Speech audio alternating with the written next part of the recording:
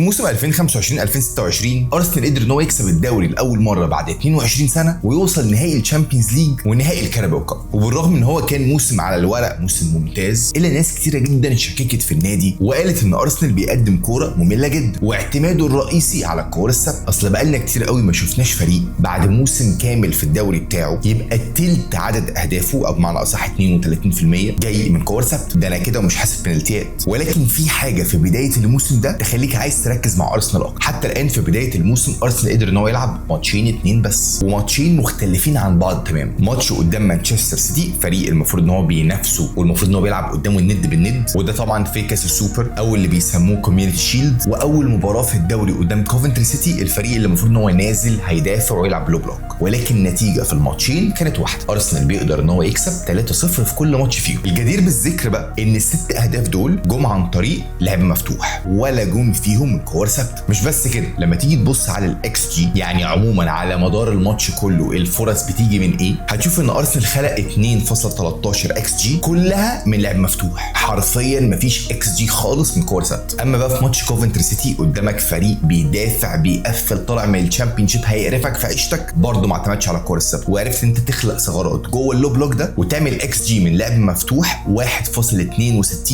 يعني تقريبا 87% من الاكس جي بتاعك من لعب مفتوح. فهل ده معناه ان احنا داخلين على موسم مختلف جدا من ارسنال، موسم ممكن يكونوا امتع في الفرجه عليهم؟ خلينا نشوف، بس عايز اعرف رايك انت تحت في الكومنتات، وما تنساش اللايك والفولو.